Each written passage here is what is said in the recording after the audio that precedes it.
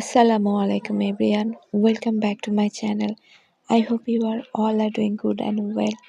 Today I am going to share with you benefits of Durud Ibrahim.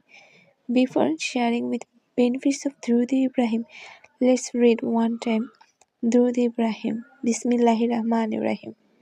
Allahumma salli ala Muhammadin wa ala ali Muhammadin kama sallaita ala Ibrahim wa ala ali Ibrahim innaka hamidum majid. Allahumma barik ala Muhammadin wa ala ali Muhammadin kama barakta ala Ibrahim wa ala ali Ibrahim innaka hamidum majid. Benefits of Durud Sharif. There are numerous benefits of reciting Durud Sharif on a regular basis. Some of the benefits are mentioned below. Number 1. The person